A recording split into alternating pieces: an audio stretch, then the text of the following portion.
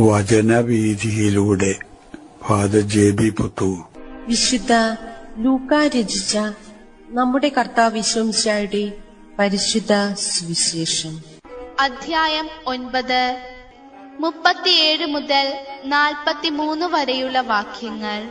പിശാചു ബാധിച്ച ബാലനെ സുഖപ്പെടുത്തുന്നു. പിറ്റേ ദിവസം അവർ മലയിൽ നിന്ന് ഇറങ്ങി വന്നപ്പോൾ വലിയ ഒരു ജനക്കൂട്ടം അവന്റെ അടുത്തു വന്നു. ജനക്കൂട്ടത്തിൽ നിന്ന് ഒരുവൻ വിളിച്ചു പറഞ്ഞു, ഗുരു, എന്റെ മകനെ കടാക്ഷിക്കണമെന്ന് നിന്നോട് ഞാൻ അപേക്ഷിക്കുന്നു. അവൻ എന്റെ ഏക മകനാണ്. അവനെ ഒരു അശുദ്ധാത്മാവ് പിടികൂടുന്നു.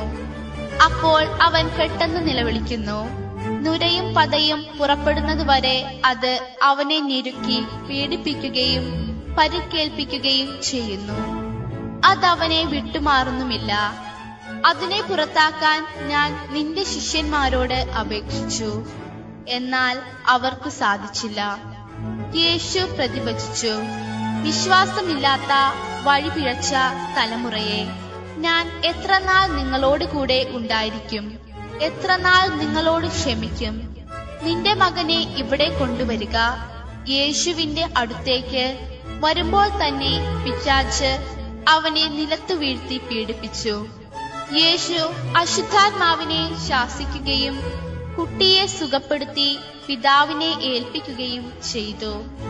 ദൈവത്തിന്റെ മഹത്തായ ശക്തിയെക്കുറിച്ച് എല്ലാവരും അത്ഭുതപ്പെട്ടു. അറിവും അനുഭവങ്ങളും ഒരു വിശദീകരണം. നാം നേടിയെടുക്കുന്ന അറിവുകളേക്കാൾ നമുക്ക് അനുഭവപ്പെടുന്ന അനുഭവങ്ങൾ ആയിരിക്കും നമ്മുടെ പ്രവർത്തനങ്ങളുടെ മുഖ്യ ചാലകശക്തിയായിട്ട് പലപ്പോഴും വർദ്ധിക്കുക. അറിവുകളും അനുഭവങ്ങളും പല തരത്തിലും പല തലത്തിലും ഉണ്ടാകാം. അനുഭവങ്ങളുടെ തരം എന്ന് പറയുമ്പോൾ സന്തോഷകരമായ അനുഭവം, ദുഃഖകരമായ അനുഭവം, വിഷാദാത്മകമായ അനുഭവം എന്നൊക്കെ നമുക്ക് മനസ്സിലാക്കുന്നതിൽ തെറ്റില്ല. അനുഭവങ്ങളുടെ തലം എന്ന് പറയുമ്പോൾ മനുഷ്യനായിട്ട് ബന്ധപ്പെടുമ്പോൾ ഉണ്ടാകുന്ന അനുഭവങ്ങള് മാനുഷിക അനുഭവങ്ങളും, മനുഷ്യൻ ദൈവമായിട്ട് ബന്ധപ്പെടുമ്പോൾ ഉണ്ടാകുന്ന അനുഭവങ്ങള് ദൈവിക അനുഭവങ്ങളും എന്ന് വിചാരിക്കുന്നതിൽ തെറ്റില്ല. ഇതില് തീർച്ചയായിട്ടും ദൈവിക അനുഭവങ്ങളാണ് കൂടുതൽ ശ്രേഷ്ഠം, ഉദാത്തം. ഈ ദൈവിക അനുഭവങ്ങള് പലപ്പോഴും വ്യാജങ്ങള്, കള്ളനാണയങ്ങള് ഉണ്ടാകാൻ സാധ്യതയുണ്ട്. അതുകൊണ്ടാണ് ഇന്ന് കൂടുതലായിട്ട് പ്രത്യക്ഷപ്പെട്ടു വരുന്ന ആൾദൈവങ്ങള് ഒക്കെ ഉണ്ടാകുന്നത് സമൂഹത്തില്. എന്നാൽ വ്യാജന്മാരും കള്ളനാണയക്കാരും അല്ലെങ്കിൽ തന്നെ ഉത്കൃഷ്ടമായിട്ടുള്ള ദൈവിക അനുഭവം അനുദിന ജീവിതമായിട്ട് ബന്ധപ്പെടാതെ അതിനെ വിശ്വാസത്തിന്റെ ആഴത്തിൽ അതിലേക്ക് ഇറങ്ങിച്ചെല്ലാൻ ഇടവരാതെ ഉള്ള അനുഭവങ്ങളും ഉപരിപ്ലവമായ രീതിയിൽ മാത്രം അത് നിലനിൽക്കുന്ന അനുഭവങ്ങളും ദൈവാനുഭവം എന്ന് പറയുന്നതിലെ ഉണ്ടാകാം. അങ്ങനെയുള്ള അനുഭവങ്ങളെ പറ്റിയുള്ള ഒരു മുൻസൂചന ആണ് ഇന്നത്തെ സുവിശേഷം എന്നാണ് ഞാൻ മനസ്സിലാക്കുക. എന്ന് വെച്ചാൽ അത് വൈകാരിക തലത്തിൽ മാത്രം തങ്ങി നിൽക്കാൻ ഇടവരിക. സാമാന്യ രീതിയിൽ നന്നായി ജീവിക്കുന്നു, പരിശുദ്ധരായിട്ട് ജീവിക്കുന്നു എന്ന് വിചാരിക്കപ്പെടുന്ന വ്യക്തികളിലാണ് ഈ ഒരു വികല്പം ഉണ്ടാകുക. ഈ വികല്പത്തെ യേശു കാണുന്നത് ആ വ്യക്തിയുടെ ദുഷിപ്പ് എന്നാണ് ഇന്നത്തെ സുവിശേഷത്തിൽ കാണുന്നത്. അത് സമൂഹത്തിലുണ്ടാകുമ്പോൾ സമൂഹത്തിന്റെ ദുഷിപ്പ് ആയി. തീർത്തും അത് കള്ളനാണയങ്ങളോ വ്യാജന്മാരോ അല്ല. പക്ഷെ ദൈവാനുഭവം ജീവിതബന്ധിയായിട്ട് തീരാൻ ഇടവരാതെ അത് ഉപരിപ്ലവമായി വൈകാരിക തലത്തിൽ മാത്രം നിലനിൽക്കാൻ ഇടവരുന്ന ഒരു അനുഭവം. ഇത് നമ്മുടെ മുമ്പില് അവതരിപ്പിക്കുകയാണ് ഇന്നത്തെ സുവിശേഷം. യേശുവിന്റെ ജീവിതത്തില് വളരെ പ്രാധാന്യത്തോടു കൂടെ നാം കാണാവുന്ന ഒരു ദൈവാനുഭവ ഒരു മുഹൂർത്തമായിരുന്നു രൂപാന്തരീകരണം. ആ ദൈവാനുഭവത്തിൽ പങ്കുപറ്റാൻ വേണ്ടി തിരഞ്ഞെടുക്കപ്പെട്ട ശിഷ്യന്മാരെ ചിലരെ യേശു അനുവദിക്കുന്നു. അങ്ങനെ ആ ദൈവാനുഭവത്തിലെ ശിഷ്യന്മാരും കൂടി പങ്കുപറ്റുന്നു. അത് വലിയ പ്രാധാന്യത്തോടു കൂടെ നോക്കിക്കാണാവുന്ന യേശുവിന്റെ ഒരു ദൈവാനുഭവമാണ്. മറ്റു പലപ്പോഴും യേശു അരൂപിയ പ്രചോദിതനായി നെടുവീർപ്പിട്ട് ഉദീരണം ചെയ്തു എന്നൊക്കെ സുവിശേഷത്തിൽ പരാമർശമുണ്ട്. അതൊക്കെ ദൈവാനുഭവത്തിന്റെ മുഹൂർത്തങ്ങളാണ്. ഇവിടെ വളരെ പ്രാധാന്യം കൊടുക്കാവുന്ന ഒരു ദൈവാനുഭവ ഒരു മുഹൂർത്തത്തിലേക്ക് യേശു ശിഷ്യന്മാരിൽ ചിലരെ ക്ഷണിക്കുക. അപ്പൊ അവർക്ക് ആ അനുഭവം ഉണ്ടായി. സുവിശേഷത്തിൽ രേഖപ്പെടുത്തി വെച്ചിരിക്കുന്നത് അവരൊക്കെ വിസ്മയിച്ചു എന്നാ പറയുന്നത്. അന്തം വിട്ടു, അത്ഭുതപ്പെട്ടു. ആ ദൈവാനുഭവത്തില് അവര് വെക്കപ്പെടാൻ ഇടവന്നപ്പോ അങ്ങനെ ആ ദൈവാനുഭവത്തിന്റെ ആസ്വാദനത്തോടു കൂടി ആയിരിക്കണം മലയിൽ നിന്ന് അവരെ ഇറങ്ങി വരുന്നത്. യേശു അല്പം പുറകിലായിരിക്കണം. അപ്പൊ മലയിൽ നിന്ന് ഇറങ്ങി വരുന്ന ശിഷ്യന്മാര് മുന്നിലും, എന്നാൽ തിരഞ്ഞെടുക്കപ്പെട്ട ശിഷ്യന്മാര് മാത്രമേ അതിലുള്ളൂ, 3 പേര്.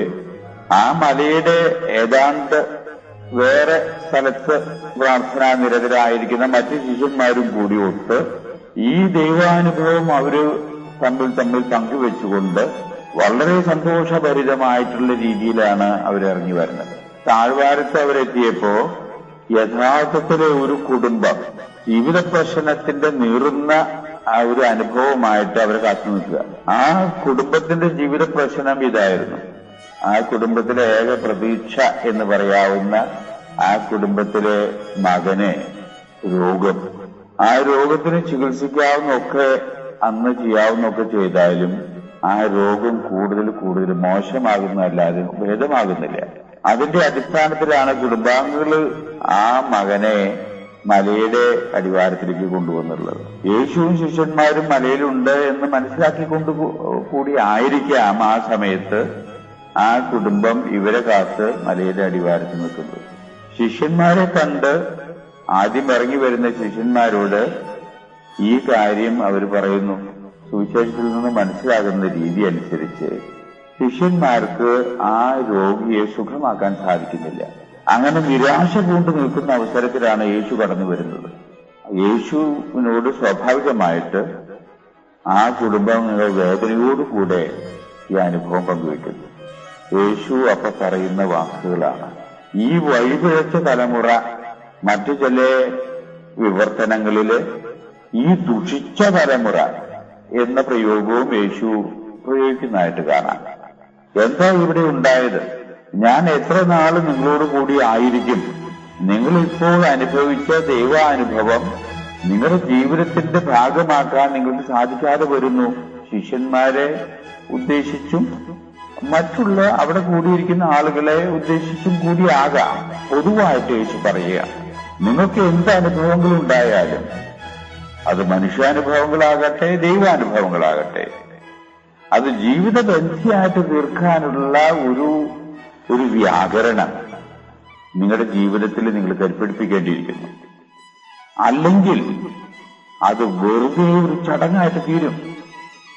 ജീവിതത്തിന് ഉപകാരപ്രദമാകുന്ന ജീവിതത്തിന്റെ ഒരു ചാലക ശക്തിയായിട്ട് അത് മാറില്ല. ജീവിതത്തെ ചലിപ്പിക്കത്തക്ക വിധത്തിലുള്ള ഒരു മോട്ടിവേഷൻ, ഒരു ശക്തിയായിട്ട് നിങ്ങളുടെ ജീവിത അനുഭവങ്ങളും മാറാൻ ഇടവന്നല്ലെങ്കിൽ ആ അനുഭവങ്ങൾ കൊണ്ട് നിങ്ങൾ പഠിക്കും.